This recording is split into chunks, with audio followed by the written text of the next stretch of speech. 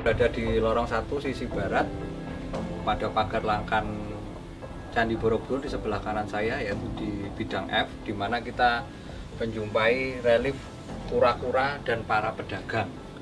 Nah, tema dari relief ini diambil dari manuskrip Bodhisattva Padana Kalpalata, ya. Kemudian subnya lagi, judulnya yang lebih detail lagi adalah Kacapa Awadana.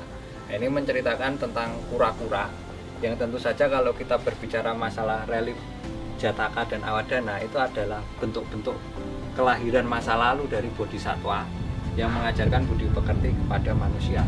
Bodhisattva ini adalah dewa yang seharusnya dia sudah berada di nirwana, tapi dia kemudian turun lagi ke dunia untuk mengajarkan budi pekerti kepada manusia. Pada relief ini, tema ceritanya adalah Kacapa Awadana, menceritakan seekor kura-kura besar di lautan yang kemudian pada panel selanjutnya diperlihatkan adanya Makara dan juga para pedagang. Diceritakan pada kisah ini bahwa di situ ada 500 pedagang yang pada saat perjalanan pulang ya dari pedagang, mereka dihadang oleh Makara atau bisa kita sebut sebagai monster laut yang ukurannya sangat besar yang merusak kapal mereka.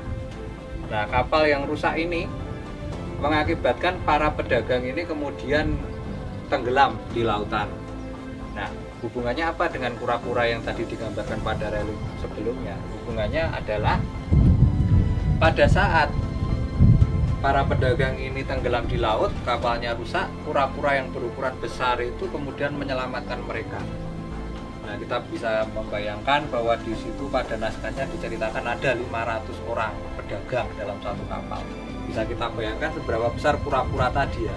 Bisa kita sebut bahwa itu adalah kura-kura raksasa yang kemudian menghampiri mereka dan memberikan punggungnya untuk ditumpangi mereka supaya mereka tidak tenggelam di laut atau tidak mati di lautan. Pada relief selanjutnya kita melihat bahwa kemudian kura-kura dalam kondisi kelelahan sudah bisa mencapai ke sebuah pulau, dan kemudian di sana diceritakan bahwa setelah sampai ke pulau tersebut, para pedagang ini kemudian sulit untuk mencari makanan. Nah, dalam hal ini karena yang mereka jumpai hanyalah satu ekor kura-kura yang besar, kemudian mereka melihat kura-kura ini sebagai makanan. Apakah marah kura-kura itu kemudian diserang oleh para pedagang itu? Ternyata tidak.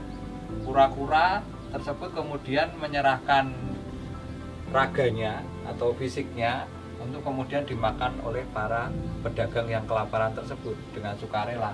Di sini digambarkan bahwa kura-kura kemudian dibakar di atas api, dan pada akhir dari relief ini diceritakan bahwa kura-kura ini sebenarnya penjelmaan dari Bodhisattva, sedangkan para pedagang ini adalah bentuk penjelmaan dari Dewa Datta. Dewa Datta dulu adalah seorang yang diceritakan mempunyai anak buah dan kemudian memusuhi Bodhisattva, namun pada perjalanan di akhirnya kemudian menjadi pengikut dari Bodhisattva pada kehidupan sebelumnya. Nah, ini digambarkan di sini ada kura-kura besar. Kemudian digambarkan juga di depan kura-kura ini adalah seorang Brahmin ya, seorang Brahmana atau seorang Pertapa yang kemudian merupakan penggambaran dari 500 orang dari pedagang tadi, karena sudah percaya atau sudah diselamatkan oleh Bodhisattva kemudian menjadi pengikut dari Bodhisattva atau menjadi Brahmin. Nah, ini diceritakan seperti itu. Walaupun hanya Brahmana di depannya, tapi di belakangnya ini adalah penggambaran dari para pedagang. Tapi sebenarnya semua 500 orang pedagang tadi setelah diselamatkan oleh kura-kura semuanya menjadi seorang Brahmin, semua yang taat terhadap ajaran Sang Buddha. Demikian cerita mengenai kura-kura dan para pedagang. Jadi mana yang bisa kita petik dalam cerita yang dibuatkan pada relief Kacapa Awadana ini ya? Bisa kita ambil pelajaran bahwa untuk mencapai ya, atau untuk mengorbankan diri untuk kepentingan yang lebih besar, kita harus mengutamakan kepentingan yang lebih besar. Nah, di sini pengorbanan yang dilakukan oleh Kura-kura itu bermakna bahwa dia bersedia mengorbankan dirinya untuk orang yang lebih banyak, dan tentu saja nanti menuntun orang tersebut menuju ke jalan kebenaran.